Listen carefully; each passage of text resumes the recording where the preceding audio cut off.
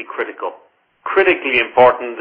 It's not a rule in our business, but it is a very strong guiding principle, and that is that we should never, ever provide a checkpoint to anybody unless we intend to feed the results back to the individual. And that's because the report itself, as you'll see, is so rich and so deep in information that we know for certain that no candidate, no participant will really get the full value from the report unless we take the time to walk them through it and help them understand it. And if they don't see the value in the report, well, frankly, they won't come back and do it again next year, which is part of the way that we operate with our clients. We want them to be going through the checkpoint process at least once annually, setting development objectives for their management, taking development actions, and then seeing how did they go. So this session will emulate or simulate what a feedback session should include. Now, first thing is always useful to do is not to assume that the person who has completed the report has any idea how the process works or how they got to the point where you're about to give them a copy of the report. And it's always useful just to review with them what the whole process is about. And the process itself is very simple. It's based upon the idea that the old-fashioned way of top-down feedback from the boss to the manager, to an individual manager, is not particularly fair, equitable, or even accurate. And that's traditionally the way feedback flows.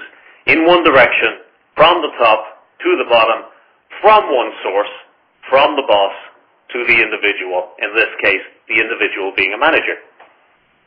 Our principle is very simple. We are going to have a variety of people feedback on any given manager so that we can give them a more rounded idea of how they are perceived as performing in their job day to day. Now, on a separate occasion, we'll talk about the 8 main management competency groups that we measure, that include communication, development of others, productivity, and so on. And we'll talk about how those 8 groups break down into 18 subgroups that include things like listening, like making oneself understood, like delegating, and so on and so forth, and that in turn break down into 70 very, very, let me use the word granular competencies. And by granular, I mean that they are small, absolutely unambiguous things that managers do or do not do. And if we look at the screen here, we can see that in red, we have one of our main competency groups, communication. One of the sub-competency groups in that communication group is listens to others. And then we've got these 5 or 6 aspects or dimensions of listening. So we've got things like solicits ideas, opinions, and suggestions from others, creates a comfortable climate for airing concerns, listens to all points of view with an open mind, and so on. And one of the most important things for us as representatives of profiles when we present the checkpoint is to realize and to be confident that the things that we measure are so precise and so unambiguous. Look at, for example, the 3rd point there. Listens to all points of view with an open mind. It is absolutely unambiguous. It's absolutely unmistakable what we're trying to get at. And it's absolutely obvious that really good communicators do that. And lots of other things. In fact, the 70 things that we measure in the checkpoint are those 70 very, very simple, unambiguous behaviors or competencies that excellent managers display. Any one of them is very, very easy to do. The trick, if you like, is doing all 70 of them more than the average. So what we found from our research is that Superior managers are people who do more of the things that superior managers or leaders do more of the time. And what we want to do with the CheckPoint is assess the extent to which an individual does or does not demonstrate these behaviors or these competencies. We do that very simply. First, we ask, let's say it's Deiric. We ask Deiric, tell me, with these 70 things, one of which is listens carefully without interrupting, do you do that always? And if somebody, by the way, if somebody says that they always listen carefully without interrupting, they're probably delusional. None of us do. Really, none of us do. Do you, if you rate yourself a 5, you're saying, I always do it. 4, I often do it. 3, I sometimes do it. 2, seldom. 1, never. And 0, I don't know. And obviously, if you don't know, if you listen carefully without interrupting, it's probably a good sign that you don't. And we ask the individual manager who's been assessed in the first instance to assess themselves against all 70 of these very specific competencies and to rate themselves from 5, 4, 3, 2, or 1. So that gives us one dimension. It gives how Deiric views his own performance as a manager, as a leader. Then, because Deiric may be a little bit hard on himself or may even be a little bit easy on himself, we also then ask his or her direct manager, and the language we use for that is boss. The only reason for using boss is it's a sex or a gender-neutral term, and it's fairly universal. It just means the person to whom Deiric responds. So we ask his boss, his direct reports, the people who work for him, that is, and his peers, to give the same rating as we ask Deiric to give on himself. So again, we ask them, does he listen carefully without interrupting? 5, he always does it. 4, he often does it. 3 sometimes, 2 seldom, or 1 never. Now, if you think of that, we're starting with 70 very specific behaviors or competencies that we know are demonstrated by really top-performing leaders and managers. When we look at those 70 items, and there are 5 different possible ratings on them, from perhaps as many as 10 or a dozen people, so Deiric, his boss, the people that work for him, his peers. When we collect all that data, we're collecting a hell of a lot of information. And what we usually see with other 360 degrees assessments is that this information is presented back to the candidate or the participant, the manager who wants the information on how they're doing, in a flat, unintelligible numerical form, very frequently in a spreadsheet type presentation. And this is the reason why in lots of cases 360 degree exercises in organizations that you'll call on that have taken place will not have been successful, because even if they did collect the right data, the communication of that data tends to be flawed. One of the things we do really well with the CheckPoint is the production of a very, very elaborate, I would hesitate to say sexy, report that includes a lot of very useful color graphics and a hell of a lot of very everyday business language that is designed to help the person who is assessed and that the person who manages that person to understand exactly what the assessment said about them. So we collect a huge amount of data, and then we compile it into a 12 or 15-page report that is designed to give the individual a snapshot of where they perceive themselves to be, where their boss perceives them to be, where their direct reports and their peers perceive them to be, and that gives them, critically, some direction on here are the sorts of things that you can do to raise the level of your performance as a leader or as a manager. Pardon me a second. And what we're going to do here is walk through the report page by page. Now, I'm hoping that you have a report in front of you, and if not, I'm hoping you have a very big screen. This is the front page of the CheckPoint report.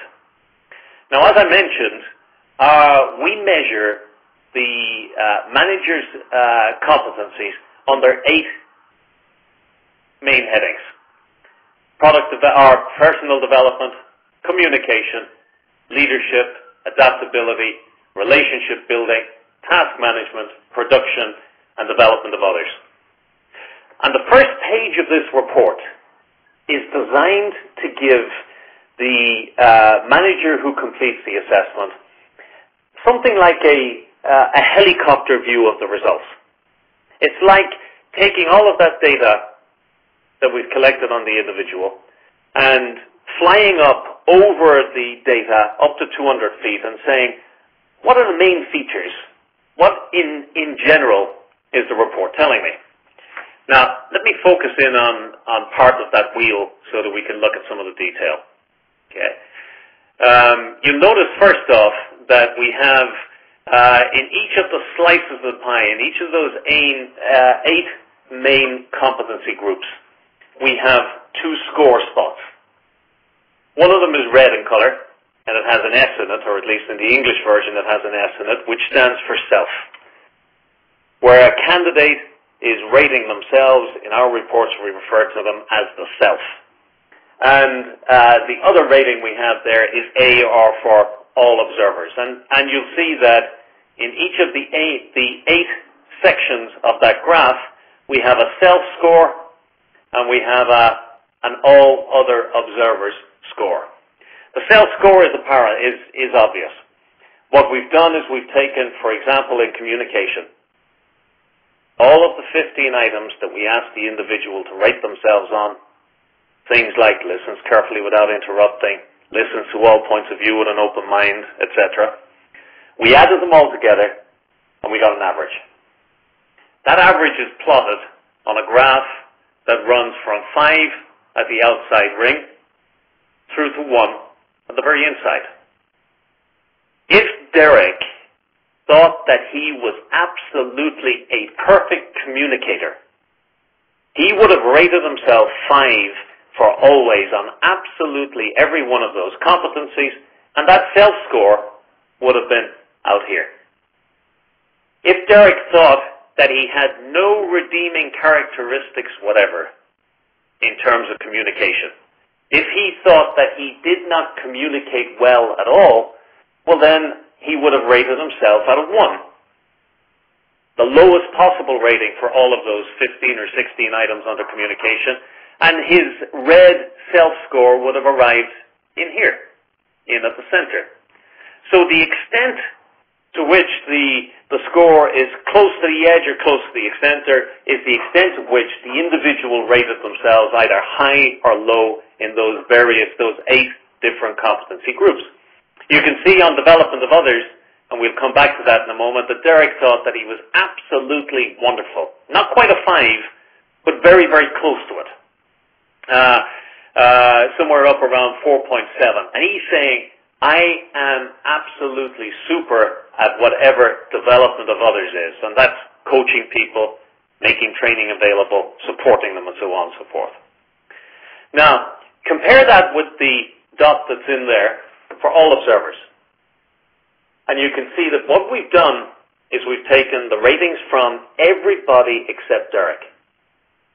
So we've taken his boss's ratings, we've taken his direct reports ratings, and we've taken his peers' ratings. We've added them together and we've said, well, okay, Deiric, you've told us what your perception of your performance is. Here's everybody else's view. You can see that, in fact, let me move forward so that I clear those arrows and then move back again. You can see that there's quite a difference between Deiric's view of his development of others' capability and the view of other people. In fact, they are dramatically different. But on other things, like, for example, personal development, you can see that they share about the same view of the world. So their perceptions are largely the same. In task management, in fact, Deiric rates himself somewhat lower than all of the other observers. And this is fairly typical of what you're going to see in CheckPoint reports. In some of the groups, you will see that all observers and the manager being assessed will share a similar perception of that manager's performance. On others, all observers will rate them either higher, saying, "Hey, Deiric, you're better than you think you are," or lower, saying, "Deiric, you're really not as good as you think you are." Now, here's an important point for you as profiles people who will ultimately end up feeding back these reports. We've said it before when we've looked at other assessments, like the Profile XT and so on, that the majority of people do not get up in the morning thinking, "I cannot wait to complete an assessment." The majority of people are actually slightly intimidated by them. And at the point at which they sit down in front of you to hear the feedback of their results, they'll be, most of them, just a little bit worried and a little bit nervous of what they're going to see. In reality, what we're going to show them is all of the great strengths that they have, and we're going to show them some areas that they can improve in. We don't actually use the word weakness anywhere in a report because we take the attitude that individuals have strengths and they have areas that need development to become strengths. However, imagine Deiric looking at this report and he sees himself as being very strong in development of others, and then sees everybody else as saying that his score is dramatically lower than he thinks it is. His first inclination when he gets feedback that differs from his and rates him lower is to panic a little bit. Most of us don't like to get poor feedback. So what we have to do when we're feeding back results is give him permission to mistrust the results slightly. And by that I mean, what we will always say to clients as we feed back the results is that they must understand that we have had them rate themselves on 70 key management competencies, 7 behaviors that we know top managers and leaders demonstrate. We then had their boss, the direct reports, and their peers rate them on the same 70 items. And what we get back in this first graph and throughout the report are two things. One is Deiric's own perceptions, and that's an important word, perception of his own performance as a manager and a leader. And the second thing is the perception of the other people that fed back. Now, what's important to make clear to them at the stage where you're feeding back the report is that if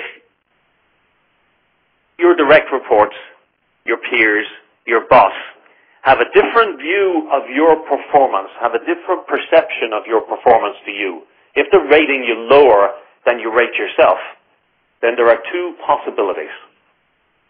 One is they're right, and you're actually not performing as well as you think you are. But the great thing is we're going to tell you later in the report how you can improve that performance. The second possibility is that the people who rated you lower than you rated yourself are wrong. You're not actually as low, or let's say you do not actually fall as short of your own rating as they think you do, but their perception is that your performance is at that level. Now, whether they're right or they're wrong, you as a manager or a leader have an issue. If it's just a perception, you have to fix the perception. If it's performance, you have to fix the performance.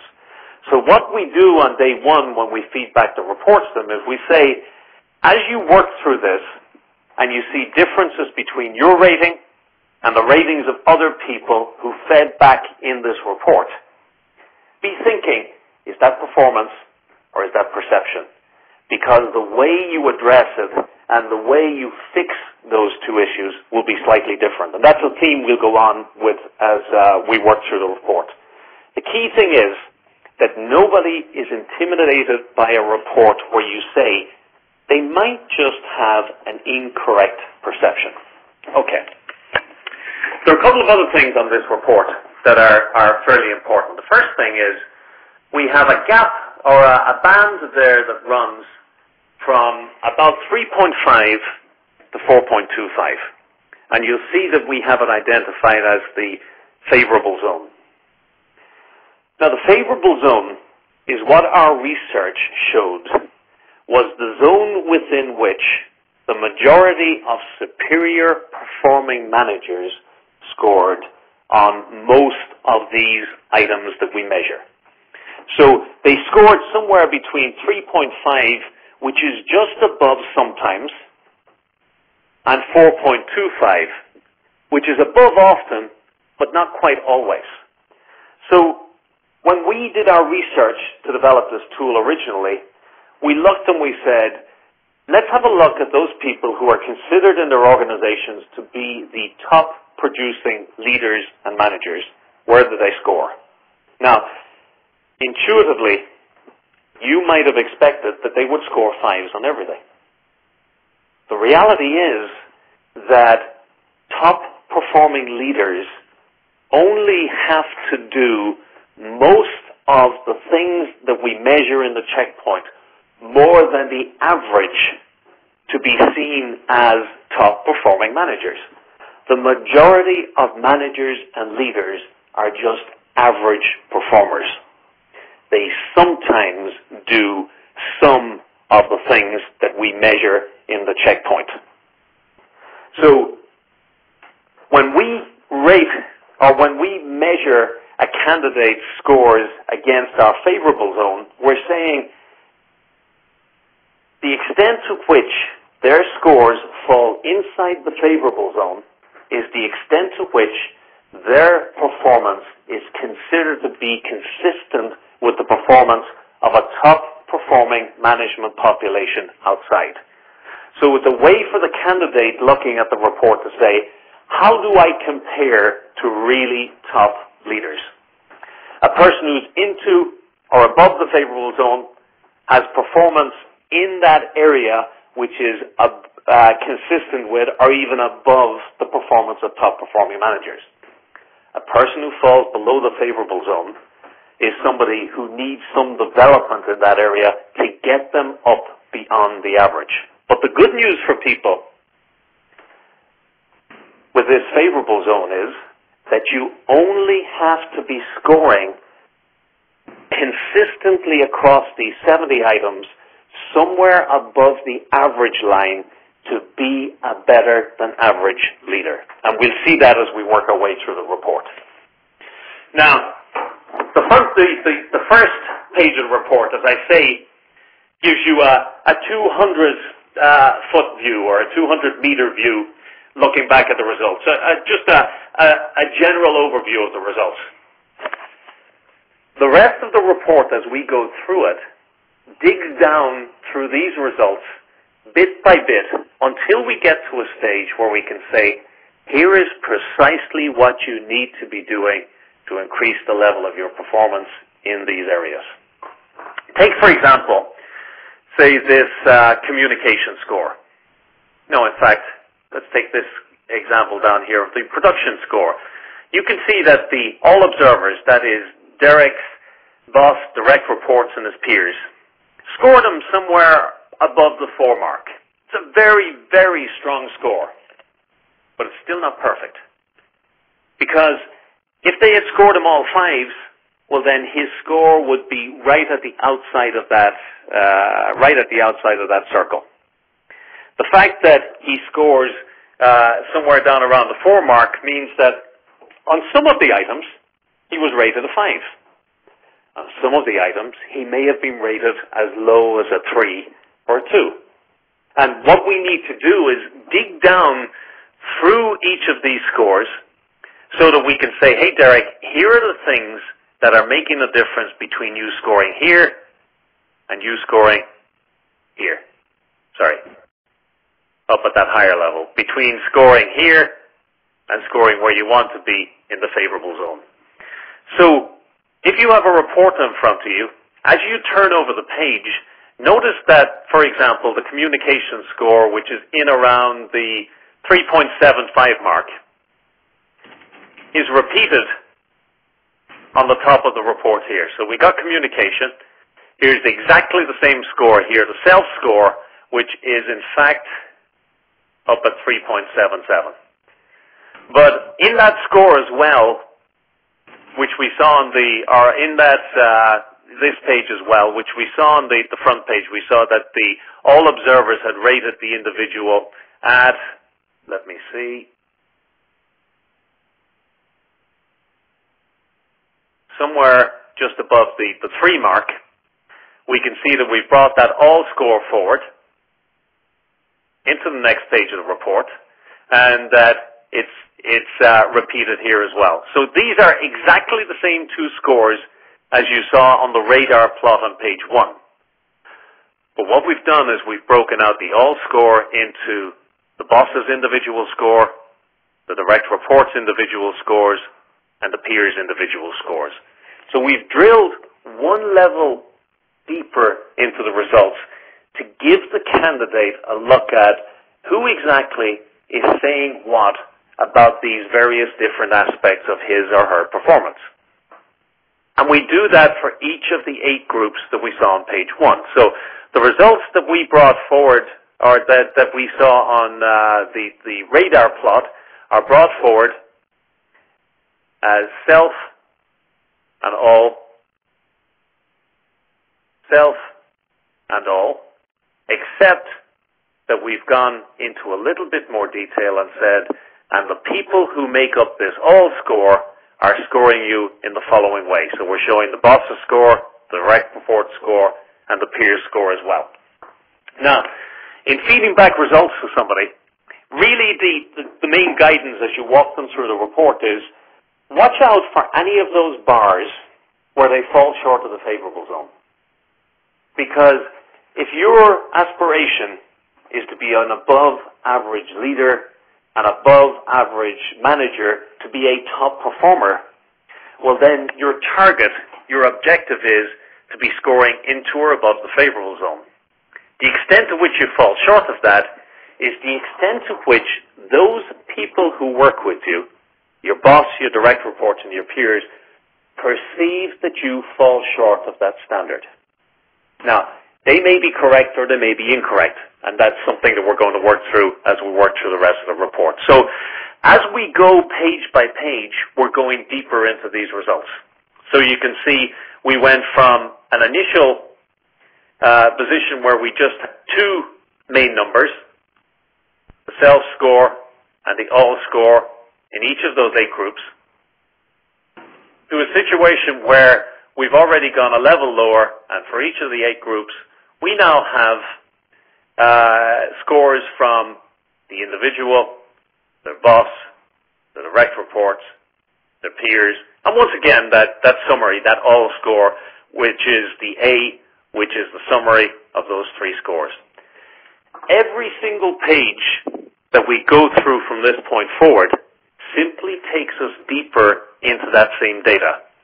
So, if you look at the communication data here, you'll see when we go to the next page that we're dropping into that just a little bit deeper. So here's communication. And in fact, let me zoom in on that if I can. Yep. Here's communication. And now we're looking at 3 different dimensions. We've broken that score down a little bit more into listens to others, processes information, and communicates effectively. For now, just simply ignore that box, that S box and that B box. We're going to talk about that in a moment. So you can see that under communication, we've gone 1 level lower. We're giving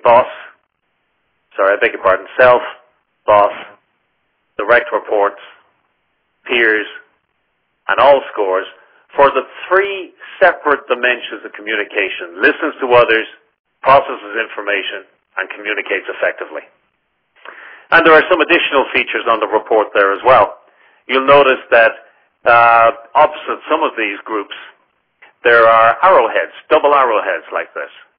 And what those arrowheads indicate is anywhere that there is a gap of one or more between the scores in any individual group. So you can see that, for example, Deiric rated himself 4 on the processes information, and his boss considerably more than 1 lower, rated him considerably more than 1 lower, as did his direct reports and his peers.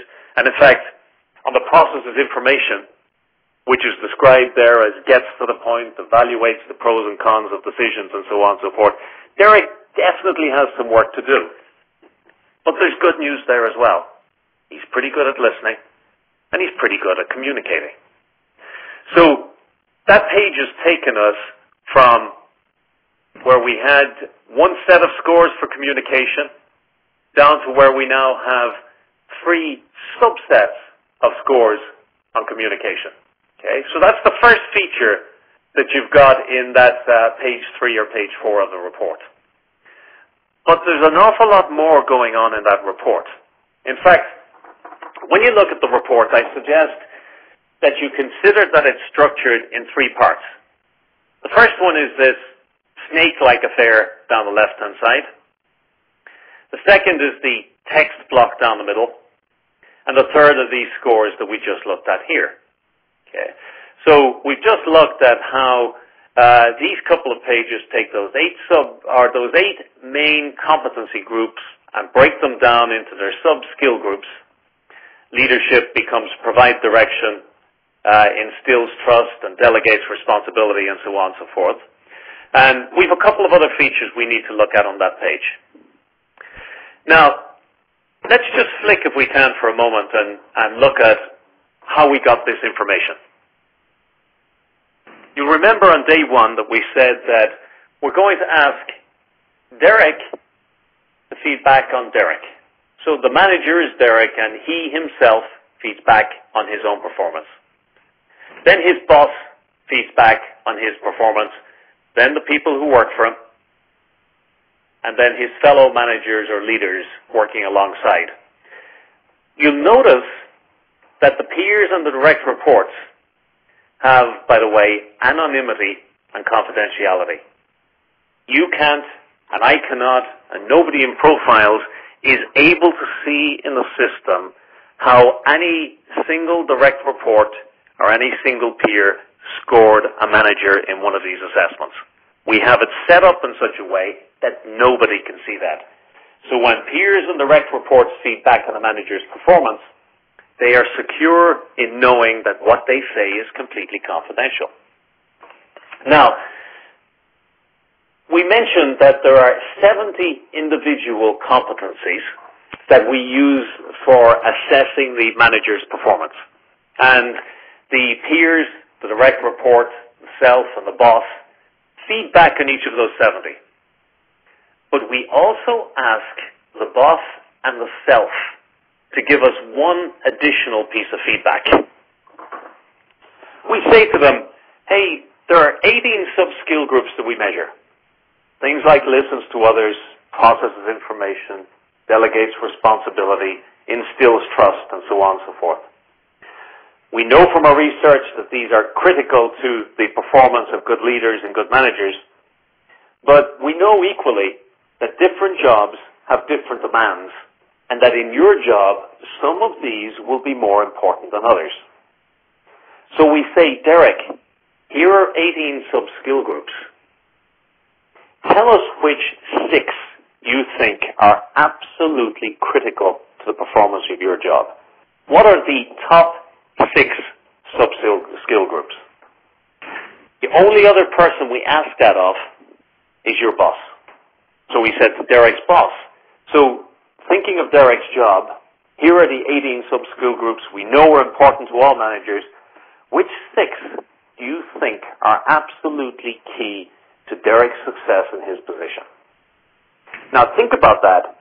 We're getting first Deiric's view of what's critical for success in his position, and then we're getting his boss's view of what's critical for success in that position.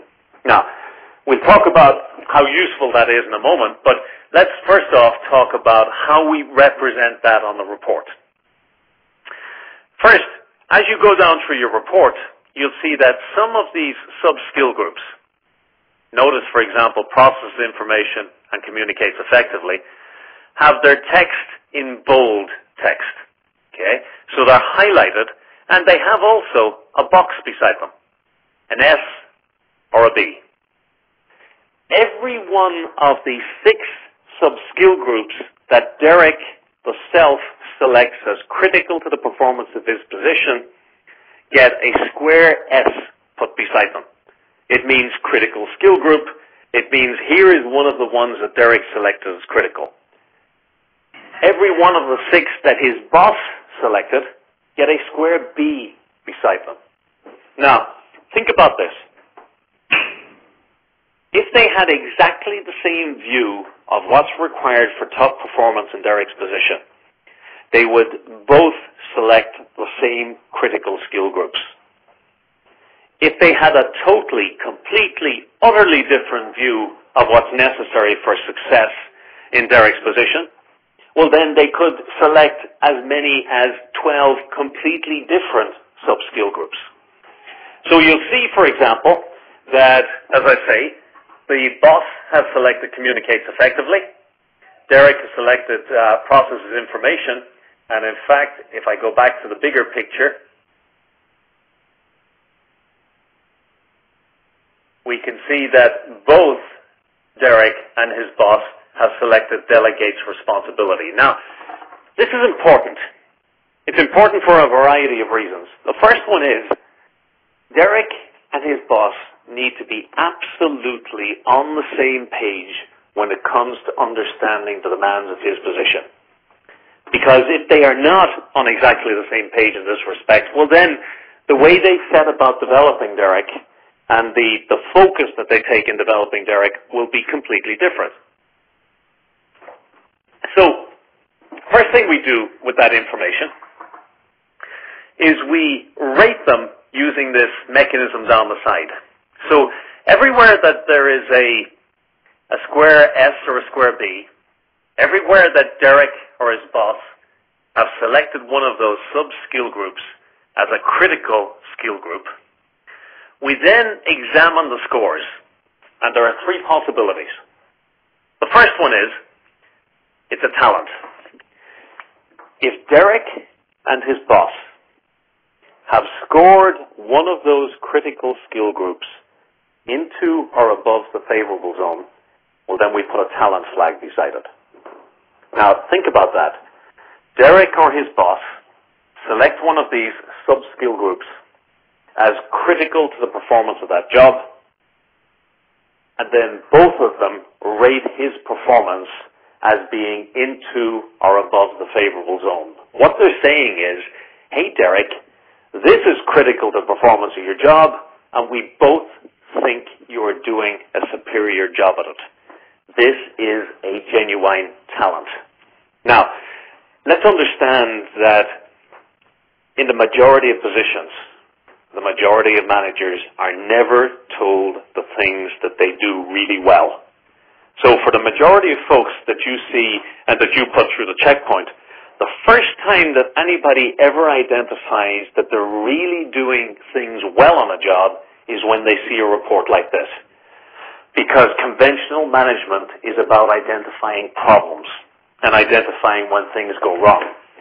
So when we look at this, everywhere that we've selected a sub-skill group, we check to see, as critical, we check to see if it's into and above the favorable zone. If both of us rate it there, it's a talent. However, if both of us rate it below the favorable zone, well then we say it's a focus. Think about that.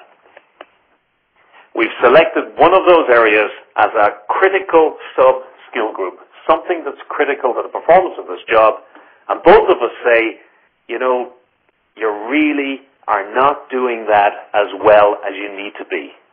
If it's critical to the job, you need to focus on it. So these features, these focus and these talent flags are absolutely indispensable in helping Deiric to understand, one, what are the things that he does particularly well in his job, and that's important for Deiric and his boss, and what are the areas where he really needs to develop himself a little bit more. Does that make sense? Yes. Okay. Moving right along. By the way, when we look at that, I've just moved too far. When we look at those particular pages, one of the applications they are frequently used in is in a situation where we have a new manager coming to manage a team, and after a month or two managing them, they go through the checkpoint. By asking the new manager to identify what they think are the critical skills necessary for success in each of the jobs that they're managing, and asking the individuals themselves to identify that, it provides the basis for a dialogue, for a discussion on the relative views of what is necessary for success in the job. So we see this used a hell of a lot in merger situations, in situations where new managers are put in charge of teams, where teams change frequently. It's a great way of aligning managers and their bosses. So two really strong pages, two pages you need to understand and understand inside out in the way they operate. This particular page is presenting in fact, let me focus in on it. This particular page doesn't present any new data that you haven't seen before. It merely presents the results using a different format that our psychologists tell us is preferred by visually minded people. Now, apparently creative type folks like this particular layout in the results. What you've got, and what it does give you very, very strongly, is an ability at a glance to say, okay, here's my result running down through that page. Are the people around me, my boss, my direct reports, and my peers, generally rating me higher or lower? Are they tracking my scores approximately?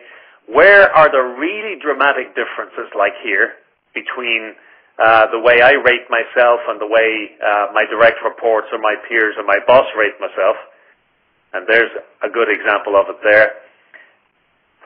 The same information, just in a slightly different layout. And again, this is an important benefit of the checkpoint. The way we present our 360 results is in general superior to anything you'll see out there in these sort of products. The majority of 360-degree feedback happens through spreadsheet-type numbers. So you can see that the graphical representation gives you a much, much better feel for what the report is really saying. And in fact, you can see that with Deiric or whomever here, that his direct reports are winding in and out of his scores. On some of his scores, they actually rate him much higher than he rates himself. On some of them, they rate him an awful lot lower. As we move on through the report, we then get to 3 pages where each of those 70 items are laid out with individual scores beside them. Every single one of the 70 behaviors are laid out, and we get 3 scores. We get a red score, which is the self score. We get a brown score, which is the boss's score. And we get a blue score, which is the all score, for every one of those 70 items. Now that is really giving the participant a tremendous insight into what are the specific things that I do really, really well, and what are the specific things that I really am perceived as falling short in. What are the areas where I need to improve? So, as the candidate is looking down through this report, again, I would be saying to them, be looking particularly for those scores where either your all-observer group or your boss rates you below the favorable zone. Now, here's a very interesting result here, in fact, on the top line. Let me move back so that I can clear those arrows. Look at this one. solicits ideas, opinions, and suggestions from others. You can see that Deiric rated himself and said, "Oh, 2, I hardly ever do that. I seldom do that." The boss said, "You sometimes do it." And the combination of the boss, the peers, and the direct reports shot that score right up into the favorable zone. Now, that means that the peers and the direct reports of Deiric have a much stronger perception of Deiric's performance than Deiric has. In fact, even his boss rates him higher than he does, and than he does himself. And this is one of the critical values to an individual of a checkpoint. It gives them a good view of where they are really perceived as performing, or how they are really perceived as performing, and in a lot of cases will actually raise their estimation of themselves. So, each of those 70 items is taken one at a time, and we give a rating on each of them. Now, there are a couple of other features in these pages that are really important, and it's important that you understand them. There is a guide called Understanding Your Checkpoint Report. And I think you need to read that and make sure that you read the section on the flags very, very carefully, because it's something that sets us apart from other people in our space. I refer to these flags as fairness flags. That's not what they're called in the literature, but it describes pretty accurately what they're all about. Let's talk about it. When somebody is asked to feedback on you, there are 3 possibilities, or maybe 4. First one is they say, "Yeah, I know Deiric very well, and I'm a decent sort of person. I'm going to give an honest rating of how I perceive his performance." Second possibility is, "Yeah, I know Deiric very well, and I just don't like him, and I'm going to use this opportunity to nail his ass to the wall." The third one, of course, is that I know Deiric very well, and I like the guy a lot, and regardless of what his performance is, I'm going to give him 5s on everything. I'm going to rate him very high. And in reality, that's not much good to Deiric, because it doesn't give him a real-world view. And the fourth possibility is, "Gee, I don't know why they're asking me to feedback on this guy. I never heard of Deiric before, but I don't want to let anybody down, so I'll score him anyway." Now, in any of those situations, we are worried that we won't get good feedback on Deiric. In the first instance, or in the second, third, and fourth instances, we either get an exaggeratedly high, exaggeratedly low, or a completely guessed input on Deiric's performance. And what we want to make sure is that what we provide is fair and accurate feedback to Deiric, that nobody particularly, Deiric's going to be particularly concerned, that nobody can drive his scores low just because they don't like him. So what we do is when we're scoring these, within a given group, let's say the direct reports group, we look at all the scores, and if there's as much as a 3-point gap between any 2 scores in that group, now think of it, there are only 5 points altogether, so a 3-point gap is a 60% difference of perception. If we get as much as a 3-point gap between any 2 scores in the direct report group or the peer group, we say that, well, not everybody agrees exactly. There's no consensus. And so we put a flag beside it to indicate that inside that group, not everybody was on exactly the same page. Now, if you look here, you can see there's a purple flag. Purple is the color of the direct reports. When we see that flag there, it says, within this group, there were at least 2 scores that were 3 points apart, 60% apart. Not everybody had exactly the same view. Okay? We're flagging it so you understand it. Now, if somebody was determined that they were going to give Deiric really low scores because they just don't like him, well then what would happen, and by the way you don't very often see it, is that you would have 30, 40, 50 flags appearing right down along the checkpoint. In reality, what you expect to see is as many as 5% of the flags. So half a dozen flags appearing in any given checkpoint report. And all it says is, on these items, not everybody was totally agreed. The flags are most important when they're not there. Because on any of the items that have no flags beside them, it's saying that people were more or less agreed on the rating they gave you on these items.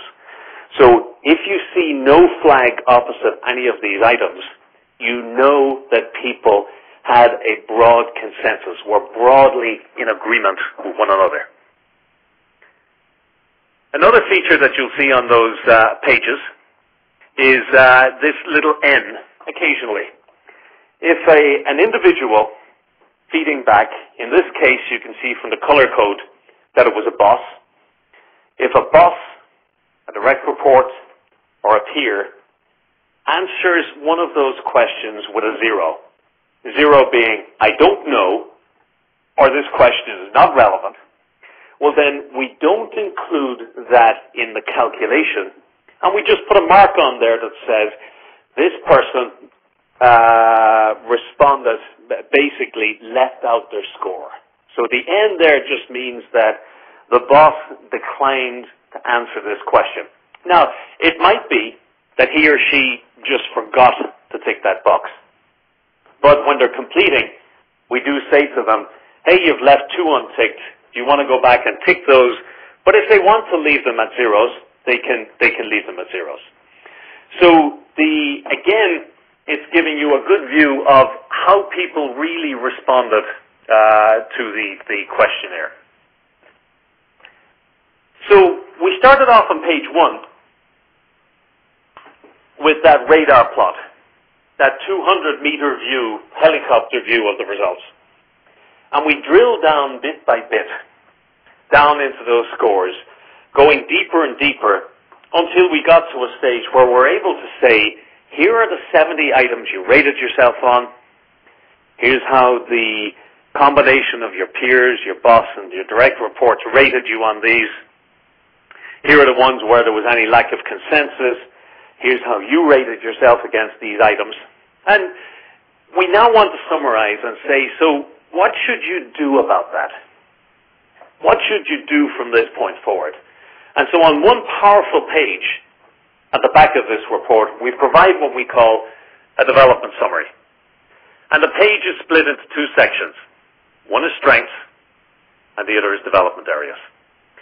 Now, our view in these reports is that those areas where you do what top-performing managers do more than the average are strengths. So those areas where you emulate the performance of top-performing managers effectively are your strength areas. Those areas where you don't do that, they're not weaknesses, they're areas where you need to develop. So in the first half of the page, we look at your strengths. Now, here's a critical thing. You remember near the beginning of this, I said that your direct reports and your peers had complete anonymity and confidentiality. So you've got 3 or 4 people who report to you, 3 or 4 fellow managers feeding into this report. And if you get scores that take you on any of these sub-skill groups into or above the favorable zone, okay, so above 3.5 to 4.25, well then those are scores where in the opinion of the most important grouping of people working around you, in their opinion, that your performance is consistent with top-performing managers. Now, they could have said anything because they have anonymous and confidential input. So anywhere that you're scoring into or above the favorable zone is somewhere that they really felt, hey, he needs to know this. These are his strengths. Now, here's one of the major values to a candidate in taking a checkpoint. A list from the strongest down of all of those areas where he is already demonstrating the same sort of strengths that top performing leaders and managers demonstrate. And really the message here is, these are the things you're doing great. For God's sakes, don't stop doing them. In the second part of the page, we take all of those areas where the scores fall below the favorable zone. And these are the areas where we say you really need to raise your performance in these areas. They're just short of the favorable zone here, and they're significantly short of the favorable zone here. So we're saying here are the areas where you need some improvement, and we're going to tell you what are the sorts of things you should do to improve in that area. But look at this. There are 1, 2, 3, 4, 5, 6, 7, 8, 9. There are 9 areas where Deiric needs to focus on improvement. Realistically, he is not going to have the time or energy to focus on all of those. So what we want to say to him is, here are the 4 most important areas for you to focus on.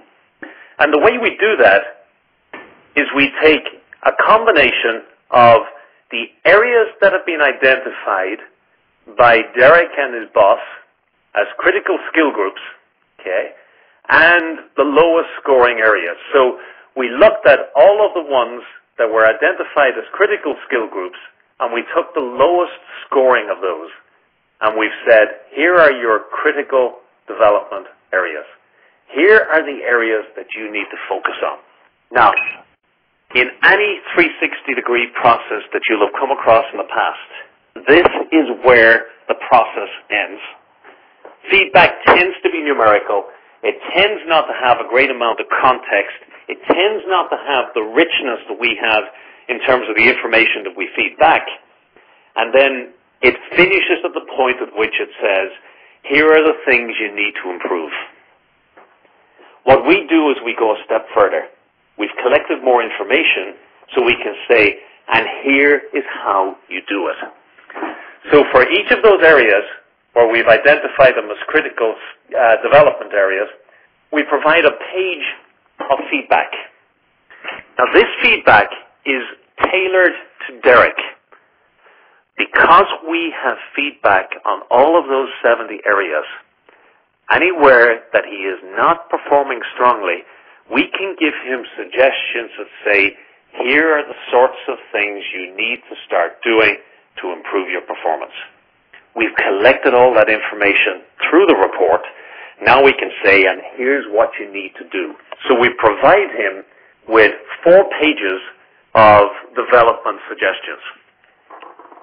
In general, we coach our participants, our managers who go through this process, that this is a report that should be discussed with their managers, because clearly the person that manages them needs to understand what are the areas they need to improve in so that they can support them and provide the necessary training and provide the necessary coaching. So that's the core of the CheckPoint report. It goes from front to back, starting initially with a quick overview of the material, a quick overview of the report content, and finishes with a specific how-to, a specific set of development suggestions designed to help the candidate raise their performance in the areas where the perception was that they could do with improvement. So that's where I'm going to draw the line today, because when we look at the session on the next day, which is the briefing on the DNA of leadership, you'll see that as we talk through the management briefing, we refer to various things that we cover in our reports and that the CheckPoint assesses and various areas that helps to address.